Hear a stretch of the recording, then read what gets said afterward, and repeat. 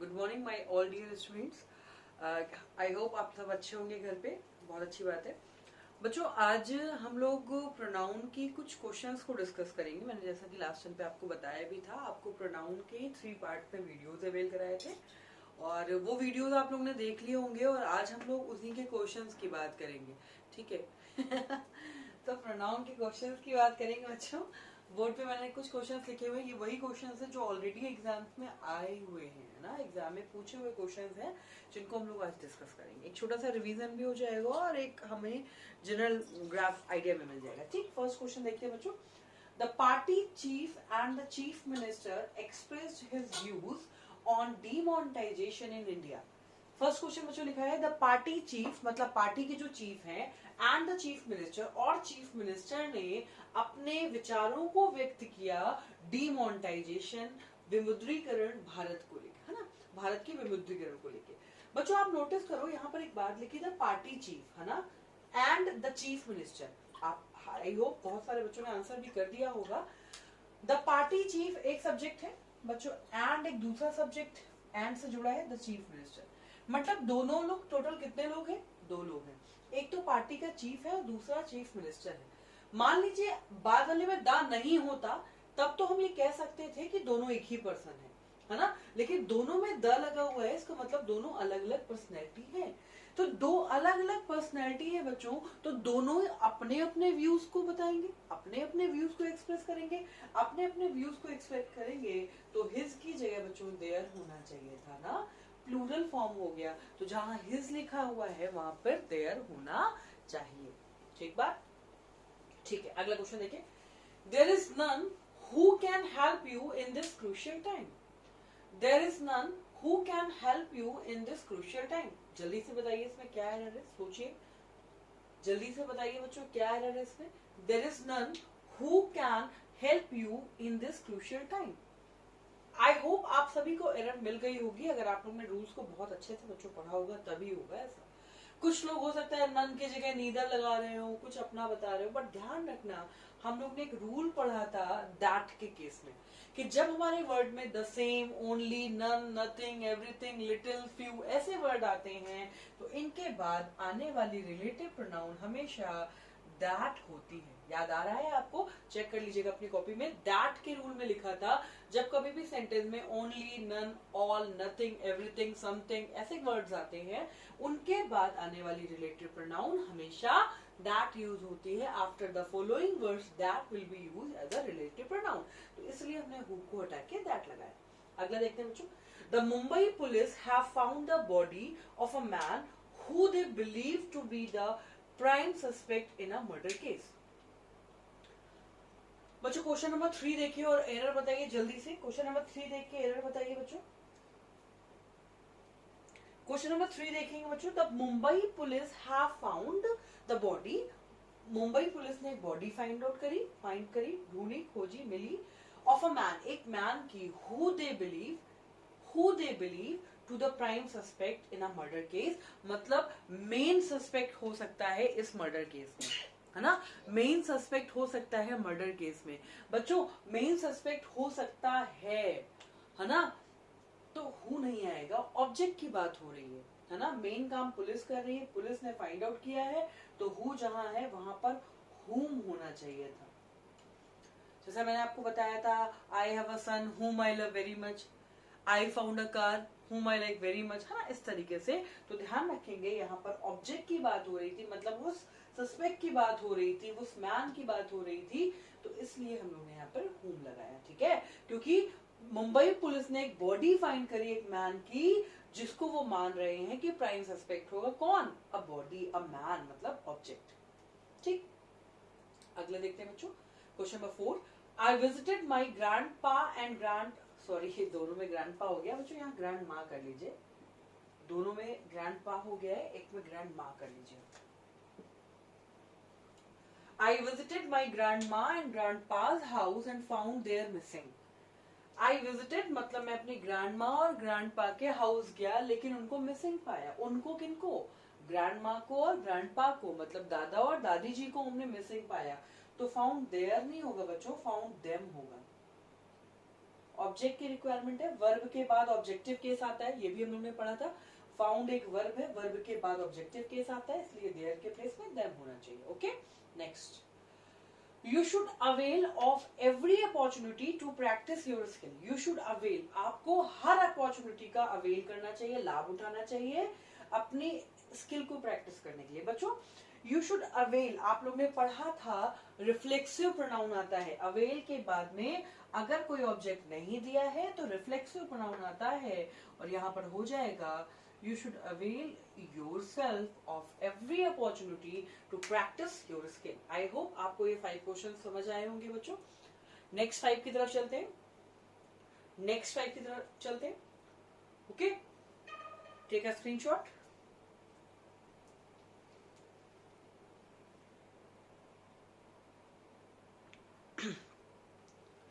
बच्चों next 5 question आपके सामने है स्क्रीन पे। बच्चों नेक्स्ट 5 क्वेश्चन है 6, 7, 8, 9, 10। जल्दी से देखेंगे हम लोग उसके बारे में। फर्स्ट क्वेश्चन देखिए 6 नंबर। In the forthcoming elections every man and woman must vote for the candidates of their choice. बच्चे लिखा हुआ है इन द फोर्टकमिंग इलेक्शन, आने वाले इलेक्शंस में, आने वाले चुनाव में, एवरी मैन मतलब प्रत्येक मैन एंड वुमन और महिला मस्ट वोट मतलब वोट करना चाहिए फॉर द कैंडिडेट, उस कैंडिडेट को ऑफ देयर चॉइस, अपनी चॉइस के, है ना।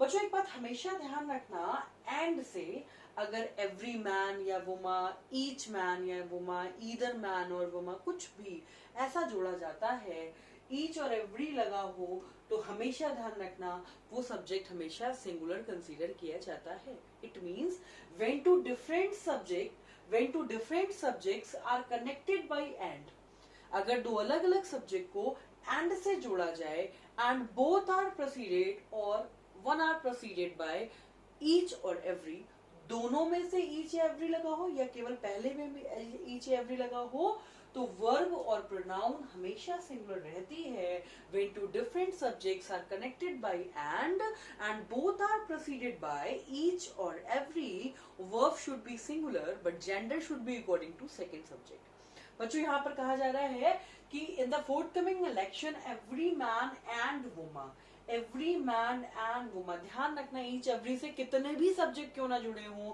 होता हमेशा सिंगुलर ही है, और आने वाला जो प्रोनाउन होता है वो सेकंड सब्जेक्ट के अकॉर्डिंग आता है। यहाँ पर लिखा है vote for the candidate of their choice, their तो प्लूरल हो गया, यहाँ या तो हिज आएगा या तो हर आएगा, बाद में क्या लिखा है, वुमा लिखा है बच्चों, इसलिए देयर की जगह हर आएगा। हालांकि यहाँ पर इसका मतलब मैंने तो क्वेश्चन कहीं से पिकआउट किया हुआ है, ये यहाँ पर ये नहीं है, ये रूल सब्जेक्ट ऑफ अग्रीमेंट में भी मिलेगा आपको देखने को ना, तो टेंशन मत लेना, बस इतना ध्यान रखो ईच और एवरी से कितने भी सब्जेक्ट क्यों ना जुड़े हों, दो सब्जेक्ट दो से ज्यादा, वो हमेशा सिंगुलर होते हैं और जेंडर सेकंड के अकॉर्डिंग आता है। ओके, कहीं पे हिज भी दिया होता है तो डोंट माइंड, है ना, मैंने आपको बताया। अगला देखते हैं, government departments should share information with one another so that their records are up to the date। एक चीज ध्यान रखो बच्चों, गवर्नमेंट डिपार्टमेंट्स, गवर्नमेंट के जो डिपार्टमेंट्स हैं उनको अपनी इंफॉर्मेशन को एक दूसरे को शेयर करना चाहिए ताकि उनके रिकॉर्ड जो है ना वो अप टू डेट रहे। बच्चों एक बात देखो, यहाँ पर क्या लिखा हुआ है, वर्ब, आर लिखा है ना, हेल्पिंग वर्ब है, वर्ब है, तो वर्ब के पहले जितना भी होता है वो सब्जेक्ट होता है। जैसे मैंने लिखा माई टीचर्स आर, तो माई टीचर्स आर, याद आ रहा है आपको, यानी ये सब्जेक्ट है। मैंने आपसे एक बात बताई थी कि नाउन के पहले अगर कभी कोई प्रोनाउन आएगा तो वो हमेशा पॉजेसिव केस में आएगा। मैंने बताया था my teacher, our school, our country, your father, इस तरीके से ध्यान रखना, नाउन के पहले अगर कोई भी प्रोनाउन आएगा तो वो हमेशा पॉजेसिव एडजेक्टिव फॉर्म में आएगा, और पॉजेसिव एडजेक्टिव पार्ट 1 प्रोनाउन के वीडियो में मैंने एक टेबल के थ्रू बताया था कि पॉजेसिव एडजेक्टिव क्या हो जाती है, तो प्लीज वहां से आप देख लीजिएगा। ओके, आगे चलते हैं। It was him who came running into the classroom. बच्चों ये रूल हम लोगों ने नहीं पढ़ा है, ये रूल हम लोग ने नहीं पढ़ा है, स्पेशल रूल है और मिस हो गया, नहीं हो गया, मैं आपको यहाँ पर बता दे रही हूँ। 8 नंबर रूल के लिए हमेशा ध्यान रखना बच्चों, एक रूल अपने कॉपी में ऐड भी कर लेना आप लोग, after be form, after be form, और अगर मैं बात करूं बी फॉर्म की तो बी फॉर्म होता है बच्चों is, am, are, was, were, be, being और being. ठीक, ये होते हैं be forms. After be form subjective case pronoun will be used. After be form subjective case pronoun will be used. After be form subjective case pronoun will be used. After be form subjective case pronoun will be used. तो बच्चों यहाँ पे देखो after be form, यहाँ पर आप देखो was लगा है ना, इट वॉज यहाँ लिखा है ना वॉज, ये है वॉज, बी फॉर्म का पार्ट है. बी फॉर्म के बाद आने वाली प्रोनाउन हमेशा कैसी होती है, सब्जेक्टिव केस में होती है, तो हिम की जगह ही होना चाहिए. ठीक, ये रूल है और ये एग्जाम्पल है, नोट कर लेंगे आप लोग. अगला क्वेश्चन देखते हैं बच्चों. He is a university professor. He is a university professor, but of his 3 sons, neither has any merit.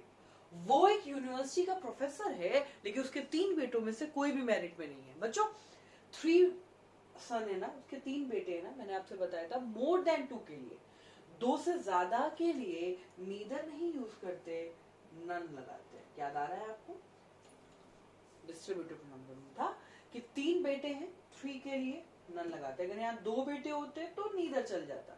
Neither is use for 2 and none is use for more than 2. ठीक, अगला देखो. अच्छा बच्चों एक बात ध्यान रखना, नीदर, ईदर, ईच, एवरी सब सिंगुलर होते हैं, हाँ, कभी प्लूरल नहीं होते. अगला देखो 10 number question. Neither of the 2 children said. देखो बच्चों ये आपको कंफ्यूज करने के लिए दिया हुआ है कि 2 बच्चे हैं, नीदर लगा है, सही तो है नहीं, आप और भी आगे पढ़ो. Neither of the 2 children said their prayer. एक बात ध्यान रखो, यहाँ पर इस सेंटेंस में neither of the 2 children said their prayer. बच्चों their लिखा हुआ है, मैंने आपसे कहा neither either हमेशा कैसे होते हैं, सिंगुलर होते हैं. मैंने अभी आपको बताया neither, either, each other, everyone जो भी होते हैं तो वो बच्चों सिंगुलर होते हैं. और सिंगुलर होते हैं तो यहाँ पर ध्यान रखना देयर नहीं आएगा, हिज आएगा. नीदर ईदर हमेशा सिंगुलर होता है, ध्यान रखना. हिज प्रेयर होगा. ठीक, नीदर ऑफ द 2 चिल्ड्रन मतलब 2 बच्चों में कोई भी अपनी प्रेयर नहीं करता बेड पर जाने पे. बच्चों गोइंग टू बेड हमेशा ध्यान रखना. जैसे मैंने आपसे बोला I am going to sleep at 9 PM, तो बच्चों गोइंग टू स्लीप नहीं होता, गोइंग टू बेड होता है. गो टू बेड होता है, स्लीप बात की बात होती है ना, गोइंग टू बेड होता है. तो यहाँ पे कहा जा रहा है दोनों बच्चों में से कोई भी अपनी प्रेयर नहीं कहता है बेड पर जाने से पहले. तो अपनी प्रेयर मतलब पॉजेसिव एडजेक्टिव लगेगी यहाँ पे, देयर की जगह हिज आएगा, क्योंकि नीदर ईदर जो भी है वो हमेशा सिंगुलर होता है. इसके बारे में हम लोग डिटेल में बच्चों सब्जेक्ट वर्ब अग्रीमेंट में पढ़ेंगे. ठीक, तो आपने नोट कर लीजिए, जल्दी से स्क्रीनशॉट ले लीजिए बच्चों. नेक्स्ट क्वेश्चन पे चलते हैं हम लोग. Another 5 questions.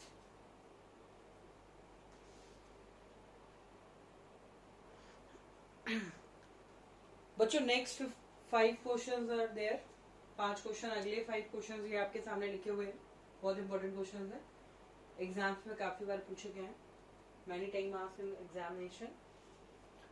Company should hold such conferences more often so that it can discuss their problem and come up with solutions. आप लोग बताइए जल्दी से एरर कहाँ है. क्वेश्चन नंबर 11 में कहाँ पर एरर है बच्चों. Companies should hold such conferences more often. Companies जो हैं उनको कॉन्फ्रेंसेस बहुत ज्यादा बार करनी चाहिए ताकि वो डिस्कस कर सके अपनी प्रॉब्लम. वो कौन, इट कैन डिस्कस, ताकि वो डिस्कस कर सके. कौन डिस्कस कर सके बच्चों, कंपनीज ना. कंपनीज है तो इट आएगा कि दे आएगा, एक से ज्यादा है ना. They can discuss their problems, है ना. तो बच्चों कंपनीज है, एक से ज्यादा है, इसलिए इट के रिस्पेक्ट में देयर आएगा, दे आएगा. अगला देखते हैं question number 12. Senior citizens prefer banks which branches are located near their home. जो सीनियर सिटीजन्स होते हैं वो बैंक की ऐसी बैंक को पसंद करते हैं जिनकी ब्रांचेस उनके घर के पास में हो. बच्चों senior citizens prefer banks which branches, मैंने आपको बताया था कि अगर कभी किसी नाउन के ठीक पहले कोई प्रोनाउन लगानी हो और अगर वो रिलेटिव प्रोनाउन हो तो whose आएगा, या अब आप बताओ जिसकी ब्रांचेस, यहां पर थोड़ा सा ध्यान देने वाली बात है, जिसकी ब्रांचेस, बच्चों ब्रांच किसकी होगी, बैंक की होगी ना, ब्रांच किसकी होगी, बैंक की होगी ना। तो मैंने आपसे कहा था नॉन लिविंग थिंग के लिए जब पोजेशन बताना होता है तो हम लोग क्या करेंगे, branches of which, branches of which are located near their home। याद आ रहा है ना, मैंने एग्जाम्पल बताया था कि this is a flyover whose inauguration is done by the transport minister। याद आ गया होगा शायद आपको मेरी बात। ब्रांचेस की बात हो रही थी बच्चों, विच लग नहीं सकता, रीजन है कि विच नॉन लिविंग थिंग के लिए आता है, लेकिन यहाँ पर पोजेशन बता रहे हैं, पोजेशन के लिए whose लगता है लेकिन लिविंग के साथ, बट बैंक की बात हो रही है, नॉन लिविंग है तो ब्रांचेस ऑफ विच, है ना। अगला देखते हैं, road developers unable to finish their projects on time will not be awarded. Road developers unable to finish their project, बच्चों ये थोड़ा सा इनकम्प्लीट सा सेंटेंस नहीं लग रहा, हम ये कह सकते हैं कि रोड डेवलपर्स, रोड बनाने वाले जो फिनिश नहीं कर पाएंगे अपने प्रोजेक्ट्स को उन्हें अवार्ड नहीं मिलेगा, यही तो बोलेंगे बच्चों, यही तो बोलेंगे ना कि road developers who are unable to finish। बच्चों road developers who are unable to finish, है ना, सारे लोगों को थोड़ी ना बोल रहे हैं, वो बोल रहे हैं वो रोड डेवलपर्स, तो ये सही जो बनेगा ना बच्चों, यहाँ पर पॉइंट आउट कर रहे हैं, थोड़ा सा ध्यान रखेंगे हम लोग, यहाँ पर ये लिखा जाएगा रोड डेवलपर्स की जगह हो जाएगा द रोड डेवलपर्स, वो रोड डेवलपर्स, वो लोग रोड बनाने वाले, हु जो, who are unable to finish their, है ना, तो ध्यान रखना इसके बाद, ये जो इस ये है ना, इसकी जगह ये अनेबल टू, ये इतने की जगह ये आएगा, तो road developers, the road developers who are unable to, है ना बच्चों, ये हो जाएगा the road developers who are unable, मतलब जो अनेबल है अपने प्रोजेक्ट को फिनिश करने में, जो प्रोजेक्ट फिनिश नहीं कर पा रहे हैं उनको अवार्ड नहीं दिया जाएगा, ध्यान रखना जरा यहाँ पे, है ना। तो ये सेंटेंस कुछ इस तरीके से बनेगा। अगला देखते हैं, on December 2, 1927 the Ford model who cost $385 was introduced। कहा जा रहा है दिसंबर 2, 1927 के 2 तारीख को दिसंबर में फोर्ड मॉडल को लाया गया। फोर्ड मॉडल एक तरीके की ऑटोमोबाइल कार है ना, ऑटोमोबाइल कार स्टार्टिंग में अमेरिका में आई थी, जो चीपेस्ट ऑटोमोबाइल इंजन थी ना, जिसका इंजन जो था वो बहुत ही मतलब चीपेस्ट था अमेरिकन के अकॉर्डिंग, वो फोर्ड मॉडल है, फोर्ड मॉडल टी बोलते हैं उसको, एक कार का है, ऑटोमोबाइल कार है ये, जिसकी कॉस्ट बच्चों, हु कॉस्ट, इंसान थोड़े ना है, या तो विच कॉस्ट करो या तो दैट कॉस्ट करो, ठीक है, हु नहीं आएगा क्योंकि पर्सन नहीं है, कार की बात हो रही है। ओके, अगला देखते हैं बच्चों, thank God your family and you are safe during कोविड-19। Thank God your family and you are safe during कोविड-19, ये स्पेशल क्वेश्चन है ना, कोरोना स्पेशल क्वेश्चन है बच्चों, जल्दी से आप लोग आंसर दे दो, देखो कितने लोग सही आंसर करते हैं। लास्ट क्वेश्चन का आंसर बहुत इंपॉर्टेंट है, देखो कितने लोग आंसर कर पाते हैं। Thank God your family and you are safe during कोविड-19। बच्चों यहाँ पर मैंने थोड़ा सा ध्यान रखिएगा, यहाँ पर जो ये लिखा है ये गलत है। हम लोगों ने रूल पढ़ा था 2-3-1 ना, 2-3-1 ना, अच्छी बात हो रही है भैया, आप सेफ है कोविड-19 में, आप सेफ है, आपकी फैमिली सेफ है, तो अच्छी बात है, अच्छी बात है, तो 2-3-1 होगा ना, 2-3-1 होगा तो पहले क्या आएगा, you and your family, you पहले आएगा, योर फैमिली बाद में आएगा। बच्चों क्या आपका आंसर सही है, ये यू एंड योर फैमिली होना चाहिए, योर फैमिली एंड यू की जगह रूल क्या लगा है वही वाला ध्यान रखना, ब्रैकेट में मैं लिख दे रही हूँ 2-3-1, ताकि आपको याद रहे पर्सनल प्रोनाउन का रूल था कि सेकेंड पर्सन पहले आता है, योर फैमिली थर्ड पर्सन है, second person third person first person, इसलिए सेंटेंस सही होगा। बच्चों जिनके भी 15 आउट ऑफ 15 मार्क्स आए हैं, एक्सीलेंट, वेरी गुड, प्लीज आप लोग कमेंट बॉक्स में जरूर लिखिएगा कि आपके 15 में से कितने क्वेश्चन सही थे, जरूर बताइएगा 15 में से कितने क्वेश्चन सही थे, है ना। ताकि आपको भी अपनी डेप्थ पता चले, मुझे भी थोड़ा सा पता चल जाए। बच्चों कमेंट बॉक्स पे जरूर लिखिएगा, है ना। और आज का सेशन यहीं पे कंप्लीट होता है बच्चों, आज के लिए इतने रखते हैं। ये 15 क्वेश्चन प्रोनाउन के अच्छे क्वेश्चन थे, एक बार इसका रिवीजन करिएगा, आप लोग अच्छे से प्रोनाउन को पढ़िएगा। नेक्स्ट क्लास का टॉपिक रहेगा टाइम एंड टेंस, हम लोग टाइम एंड टेंस को लेके आएंगे, बहुत इंपॉर्टेंट टॉपिक है सर। वो सब आप लोग ने पढ़ा हुआ है, जितना भी पढ़ा है सब उसको अच्छे से याद रखना।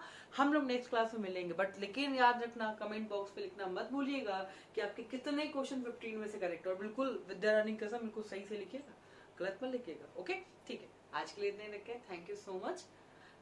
ठीक है, ओके, थैंक यू, जय हिंद।